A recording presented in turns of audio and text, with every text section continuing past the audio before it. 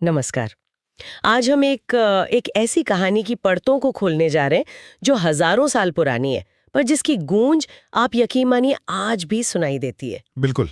ये सिर्फ सीता की कहानी नहीं है, बल्कि जैसा कि हमारे स्रोत कहते हैं, ये हर उस स्त्री की कथा है जिसने युगों युगों तक अपने अस्तित्व को साबित करने के लिए अग्नि परीक्षाएं दी हैं। बिल्कुल सही कहा आपने। और आज की हमारी ये जो गहन चर्चा है, ये सीता की पीड़ा युगों से स्त्री का संघर्ष नाम के एक स्क्रिप्ट के कुछ हिस्सों पर आधारित है। अच्छा।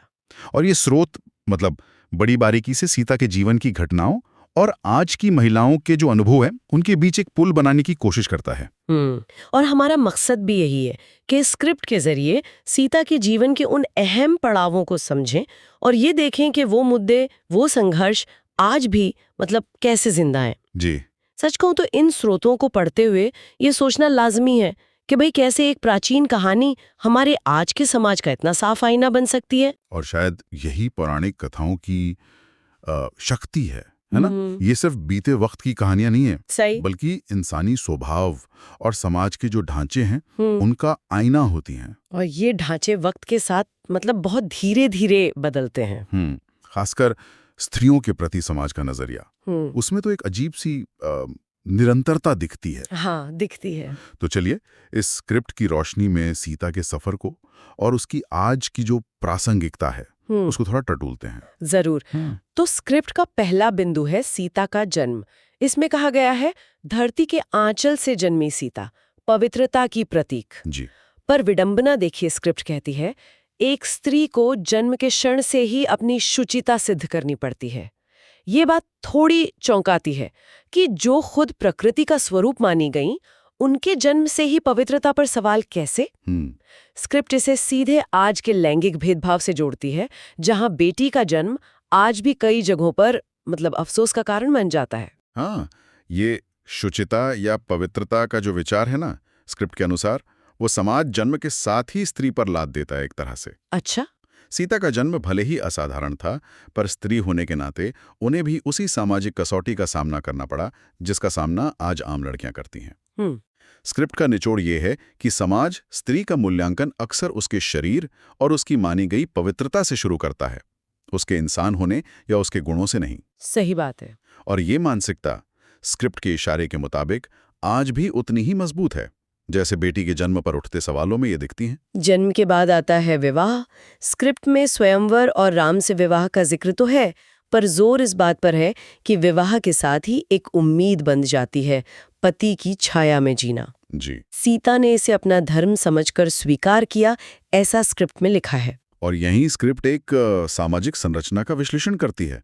पति की छाया में जीना ये सिर्फ कुछ शब्द नहीं है, ये एक पूरा सिस्टम है जहां स्त्री की अपनी पहचान वो गौण हो जाती है, सेकेंडरी हो जाती है। पति से जुड़कर ही उसकी पहचान बनती है। अच्छा। स्रोत इसकी तुलना आज की अनगिनत स्त्रियों से करता है जो पत्नी और बहू की भूमिकाओं में अपनी इच्छाओं, अपनी महत्वाकांक्षाओं को कहीं कहीं पीछे छोड़ देती हैं। हाँ। उनकी अपनी पहचान, उनके सपने, उनकी आवाज वो कहीं दब सी जाती है। ये दिलचस्प है। क्या इसका मतलब ये है कि स्क्रिप्ट के मुताबिक उस दौर में भी व्यक्तिगत इच्छाओं का कोई मोल नहीं था, खासकर स्त्रियों के लिए? स्क्रिप्ट का इशारा तो यही है।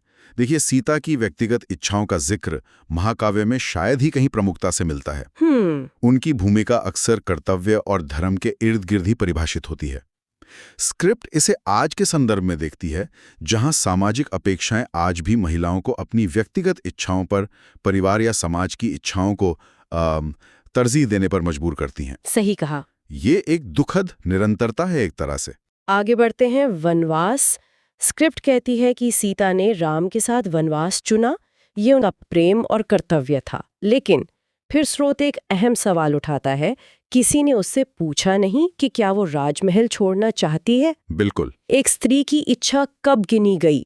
और स्रोत इसकी तुलना आज के हालात से करता है, जिसे वो सपनों का वनवास कहता है। हाँ, सपनों का वनवास, जहां महिलाएं परिवार के लिए अपने करियर या सपनों का बलिदान करती हैं। ये मौन बलिदान का जो मुद्दा है, स्क्रिप्ट इसे बहुत संवेदनशीलता से उठाती है। सीता का निर्णय, हाँ, निसंदेह प्रेम और कर्तव्य से प्रेरित था, पर क्या उनकी मर्जी निर्णायक थी? ये सवाल है। स्रोत इसी सवाल को आज के परिप्रेक्ष्य में रखता है।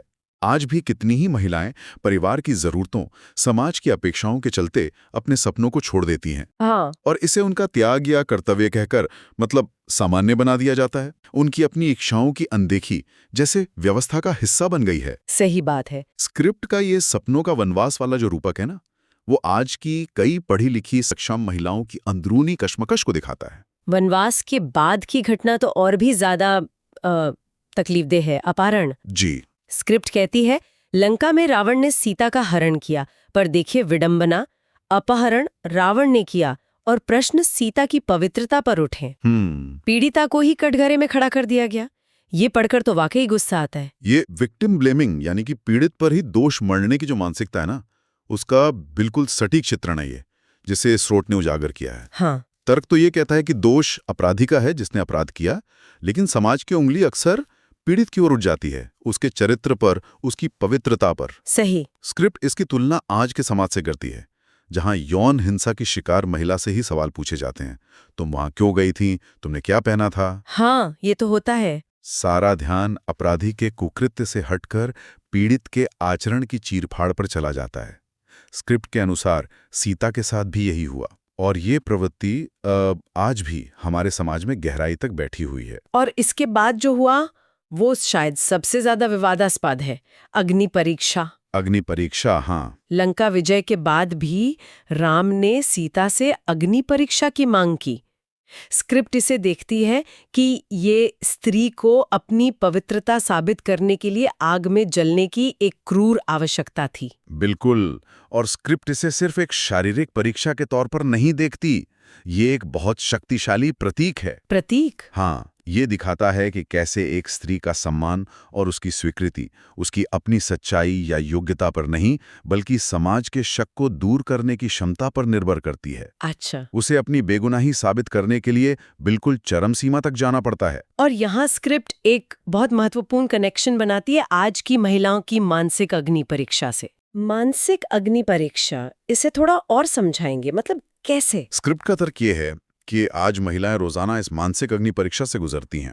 घर में, दफ्तर में, समाज में उन्हें लगातार अपनी निष्ठा, अपना चरित्र, अपनी काबिलियत सब साबित करनी पड़ती हैं। ये एक अदृश्य आग है जिसमें उन्हें रोज जलना पड़ता है एक तरह से। अच्छा। स्रोत में आग का कागजों में बदलने का जो एक विजुअल संकेत दिया गया है, वो शायद इसी मानसिक और भावनात्मक जलन को दर्शाने का एक तरीका है, जहां संदेह और अपेक्षाएं कागज की तरह रोज भस्म होती रहती हैं, पर स्त्री को बार बार खुद को साबित करते रहना पड़ता है। अयोध्या लौटने के बाद भी सीता का संघर्ष रुका नहीं। स्क्रिप्ट बताती है कि प्रजा के संदेह के कारण राम ने गर्भवती सीता का परित्याग कर दिया। जी। प्रजा ने उंगली उठाई और राजा ने मतलब न्याय की बजाय लोकापवाद को चुना। सीता की माँ, पत्नी, रानी, सारी पहचाने, सारी भूमिकाएं सब छीन ली गई उनसे। आज का दबाव, चाहे वो सही हो या गलत, किसी निर्दोष व्यक्ति की जिंदगी तबाह कर सकता है। हाँ। और अक्सर इसका निशाना महिलाएं बनती हैं। राम का निर्णय भले ही राजधर्म के तर्क पर आधारित बताया जाए, पर स्क्रिप्ट इसे एक स्त्री के प्रति घोर अन्याय के रूप में प्रस्तुत करती है। स्रोत इसकी तुलना आज की उन महिलाओं से करता है जिन्हें समाज के तानों या बदनामी के डर से या तो घर छोड़ना पड़ता है, या उन अकेली माँओं से जिन्हें बिना किसी सहारे के बच्चों को पालना पड़ता है। परित्याग का ये दर्द या अकेलापन आज भी कई औरतें महसूस करती हैं। कितना दुखद। लेकिन इस परित्याग के बाद भी सीता टूटी नहीं। उन्होंने वाल्मीकि आश्रम में लव और कुश को जन्म दिया, अकेले ही उनका पालन पोषण किया। हाँ। स्क्रिप्ट इस हिस्से को स्त्री शक्ति के प्रतीक के रूप में देखती है। यही स्त्री की शक्ति है, टूट कर भी औरों को जीवन देना। हाँ, ये सीता के चरित्र का वो पहलू है जहां उनकी अदम्य इच्छा शक्ति और सहनशीलता दिखती है। बिल्कुल। स्क्रिप्ट ने इसे सही रेखांकित किया है। सब कुछ छिन जाने के बाद अकेलेपन में भी उन्होंने हार नहीं मानी। उन्होंने न सिर्फ बच्चों को जन्म दिया, बल्कि उन्हें बेहतरीन शिक्षा और संस्कार दिए। ये उस लचीलेपन को दिखाता है, मतलब रेजिलियंस, जो अक्सर महिलाओं में विपरीत परिस्थितियों में उभर कर आता है। हाँ, सही है। स्क्रिप्ट इसकी तुलना आज की उन सिंगल मदर्स, परित्यक्त पत्नियों या विधवाओं से करती है जो हजार मुश्किलें सहकर भी अपने बच्चों के लिए ढाल बनकर खड़ी रहती हैं, उनके चेहरों पर मुस्कान लाने की कोशिश करती हैं। स्रोत की ये बात दिल को छूती है कि यही सीता हर घर में है। हाँ, सीता हर घर में है, पर कहानी का अंत, वो बहुत दुखद है। जब लव कुश भरी सभा में रामायण गाकर सच्चाई सामने लाते हैं, तब भी समाज सीता को पूरी तरह अपनाने में हिचकिचाता है। अंत में, जैसा कि स्क्रिप्ट बताती है, सीता धरती माँ से प्रार्थना करती हैं और धरती फटती है, वो उसमें समा जाती हैं। जी। स्रोत कहता है, एक स्त्री ने फिर खुद को मिटा दिया ताकि दुनिया उसकी सत्ता पर और प्रश्न न उठाए। ये वाकई एक त्रासद अंत है। सच सामने आने के बाद भी पूरी तरह स्वीकृति ना मिलना। ये दिखाता है कि समाज के पूर्वाग्रह कितने गहरे और जिद्दी हो सकते हैं। हाँ। सीता का धरती में समाना स्क्रिप्ट के नजरिए से देखें तो एक तरह से उन अंतहीन सवालों और संदेहों से मुक्ति पाने का शायद आखिरी रास्ता था। शायद। स्रोत इसे आज की उन त्रासदियों से जोड़ता है जहां सच सामने लाने के बाद भी जब समाज उसे स्वीकार नहीं करता तो महिलाएं या तो अपनी पहचान खो देती हैं या फिर जिंदगी से ही हार मान लेती हैं। यानी सच भी काफी नहीं था उनके लिए। ये अंत हमें सोचने पर मजबूर करता है कि आखिर कब तक समाज स्त्रियों से उनके अस्तित्व का, उनकी सच्चाई का प्रमाण मांगता रहेगा। बिल्कुल। स्क्रिप्ट का जो अंतिम संदेश है वो बहुत साफ है। ये कहती है, सीता केवल त्रेता युग की कथा नहीं है। सीता हर युग में जन्म लेती है और हर युग में उसे अग्नि परीक्षा देनी पड़ती है। ये संघर्ष जैसे कभी खत्म ही नहीं होता। हाँ, और इसीलिए स्क्रिप्ट एक अहम आह्वान भी करती है। अब समय आ गया है कि हम सीता से ये विरासत ना दोहराएं। सही।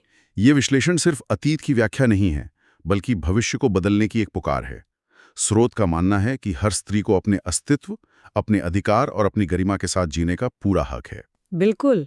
और अंत में स्क्रिप्ट एक बहुत गहरी बात कहती है, जो शायद आज सबसे ज्यादा प्रासंगिक है। जब स्त्री सशक्त होगी, तभी धरती वास्तव में राम राज्य बनेगी। सच्चा राम राज्य सिर्फ भौतिक समृद्धि या न्याय व्यवस्था ही नहीं, बल्कि स्त्री का सम्मान, उसकी बराबरी और उसका सशक्तिकरण भी है। ये वाकई एक शक्तिशाली विचार है।